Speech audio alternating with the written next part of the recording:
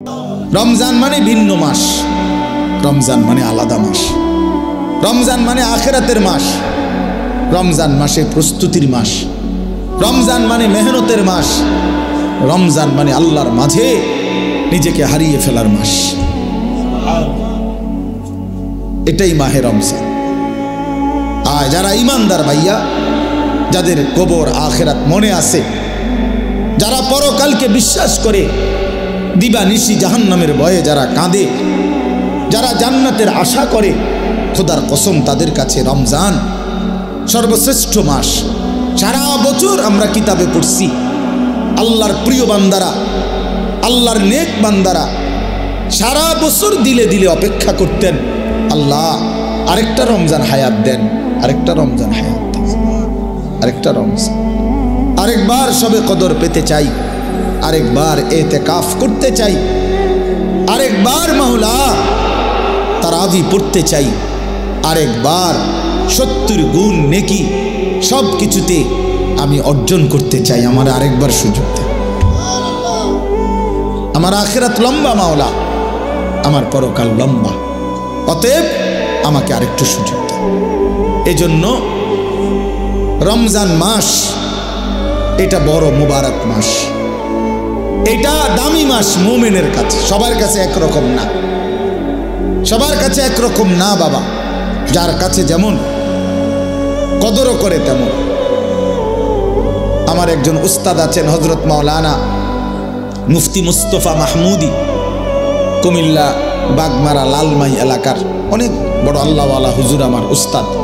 এই হুজুরে আমরা ছাত্র জীবনে দেখতাম, হুজুরে কইতো আল্লাহ কেমন, যার মনে যেমন, যার মনে যার মনে যেমন, যে দিলে দিলে যেমন ভাবে আল্লাহ তাআলা তার আচরণও তার সাথে করে। এমন আনা ইনদা যন্নি আবদি বি, আল্লাহ নিজে বলেন হাদিসে কুদসিতে, আমি আমার বান্দার ধারণা অনুপাতেই তার সাথে আচরণ করি। আমার বান্দা আগেই কয়, আগেই বলে না সুদে না লইলে, কিস্তি না লইলে। আমার বান্দা নিজেই বলে না কেমনে সংসার চলবো, আল্লাহ বলে আমিও তারে এমনই বানায় রাখি, কারণ তুই তো আমার উপরে কোনো আস্থাই রাখো নাই।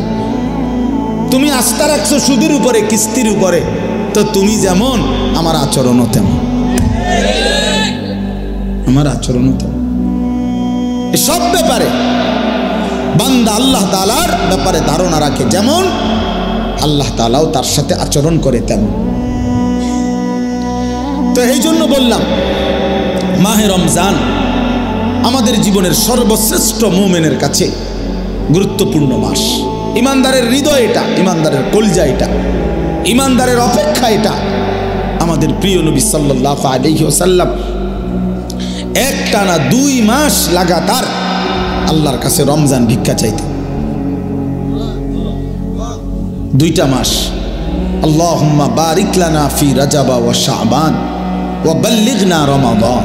আয় আল্লাহ, এই 2টা মাসে আমারে হায়াত ভিক্ষা দেন, বরকত দেন, আমারে রমজান পর্যন্ত পৌঁছিয়ে দেন। তাইলে নবী সাল্লাল্লাহু আলাইহি সাল্লাম রজব এবং শাবান মানে রমজানের আগের 2 আরবি মাস আল্লাহর কাছে বরকত চাইতেন হায়াতের, আর রমজান পর্যন্ত পৌঁছতে চাইতেন। আচ্ছা, নবী সাল্লাল্লাহু আলাইহি সাল্লামের 11 মাসের আমল ঘাটতি ছিল কেমন?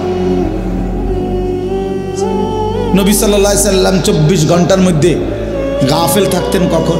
নাউজুবিল্লাহ। আল্লাহকে ভুলে থাকতেন কখন?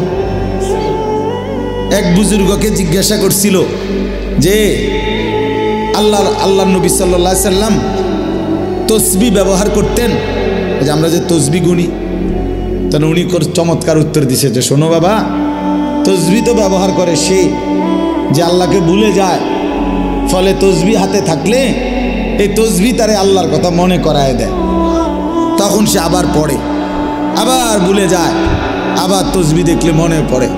তো তসবিহ তো মনে করায় দেয় আল্লাহর কথা, তো যে ভুলে যায় তাকে না মনে করাবে? তো নবী সাল্লাল্লাহু আলাইহি সাল্লাম তসবিহ পড়তেন কিনা, ব্যবহার করতেন কিনা তুমি জানতে চাইছো? আগে তো তুমি বলো নবী সাল্লাল্লাহু আলাইহি সাল্লাম আল্লাহকে ভুলতেন কখন? তিনি আল্লাহকে ভুলতেন কখন? তিনি তো কখনোই ভুলতেন না। কানা রাসূলুল্লাহ সাল্লাল্লাহু আলাইহি ওয়াসাল্লাম ইয়াযকুরুল্লাহ ফি কুল্লি আহইয়ানিহি। আম্মা জান আয়েশা রাদিয়াল্লাহু তাআলা আনহা বলেন, আল্লাহর নবী সাল্লাল্লাহু আলাইহি সাল্লাম সর্বদাই আল্লাহ তাআলার জিকির করতেন। তাইলে যিনি 11 মাস টানা আল্লাহর ইবাদতে পূর্ণ মনোযোগী থাকতেন, যিনি নবী নিজে বলছেন আনা আ'লামুকুম বিল্লাহ, আমি আল্লাহকে সবচেয়ে বেশি জানি চিনি, আনা আতকাকুম, আমি হচ্ছি তোমাদের মধ্যে সবচেয়ে বেশি আল্লাহকে ভয় করি। তাহলে যার তাকওয়া বেশি, যার ইলম বেশি, যার আমল বেশি, যার 11 মাসের বন্দিগি লাগাতার, সেই তিনি এর পরেও এত নেকি এত বন্দিগি থাকার পরেও নবীজি রমজানের অপেক্ষা করতেন 2 মাস। আর আমাদের 11 মাসের হালাত কি? আমাদের হালাত কি? আমাদের নেকি কোথায়?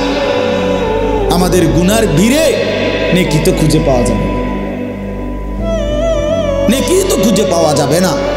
আমাদের তো গুনাই গুনাহ, গুনাই গুনাহ, গুনাই গুনাহ, উঠতে বসতে চলতে ফিরতে নাফরমানি আমাদের বেশি। অতএব আমাদের জন্য এর চাইতে বেশি রমজানের অপেক্ষা করা উচিত, কারণ রমজান আমার গুনাহ ধুয়ে মুছে সাফ করে দিবে, রমজান আমার নেকির পাহাড় জমায়ে দিবে। এই জন্য দয়া করে আমরা প্রত্যেকে ইনশাআল্লাহ, এই প্রথম কথা আমার, রমজানের জন্য দিল থেকে দোয়া করবেন, বলেন ইনশাআল্লাহ। এইটা হলো 1 নাম্বার কথা, 1 নাম্বার ডিউটি। এখন থেকে আর বাকি কয়টা দিন প্রত্যেক দিন আল্লাহর কাছে বলেন, আল্লাহ আর কয়টা দিন হায়াত ভিক্ষা দেন, আর কয়টা দিন হায়াত দেন, রমজান না দেখাই আমারে কবরে নিয়েন না মাওলা।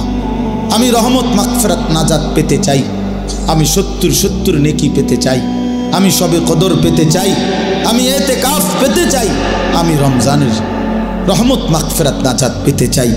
আমারে এত কাছে আইনা 17-18 দিন সামনে রাইখা আমারে কবরে নিয়েন না। এটা আমাদের প্রথম দোয়া। 2 নাম্বার কথা হলো, আল্লাহ পাক রব্বুল আলামিন রমজানের গুরুত্ব বলতে গিয়ে এইখানে ডাইরেক্ট সরাসরি আল্লাহ নিজে বলছেন। এই আয়াতটা সূরা বাকারার 185 নম্বর আয়াত অংশ বিশেষ।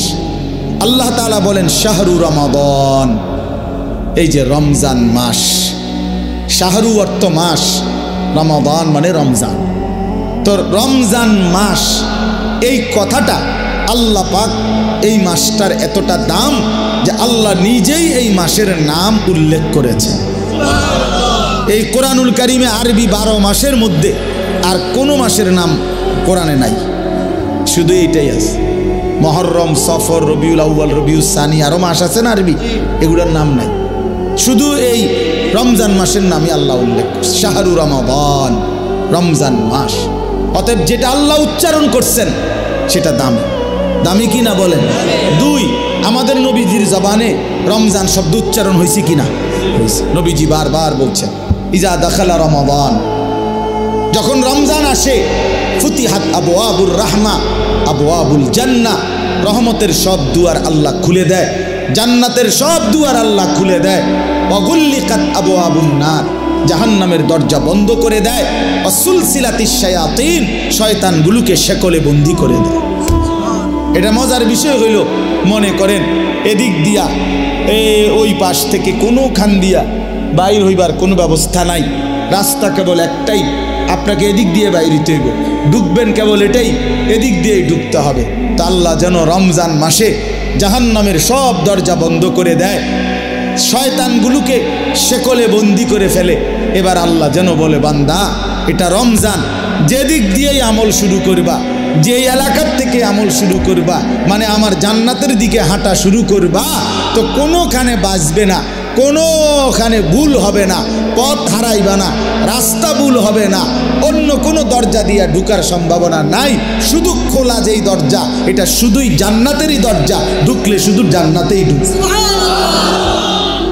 ঢুকলে শুধু জান্নাতেই ঢুকবে। কারণ খোলাই তো কেবল কিসের দরজা? জান্নাতের, জান্নাতের দরজা। এজন্য রমজানে যদি কেউ ইবাদতে লাগে, বন্দিগিতে লেগে যায়, আল্লাহর হুকুম পালন, তো আল্লাহ তাআলা বলেন মাস শেষে শুধু কেবল জান্নাতেই ঢুকবা, জান্নাতেই ঢুকবা, জান্নাতেই ঢুকবা, জান্নাতেই ঢুকবা।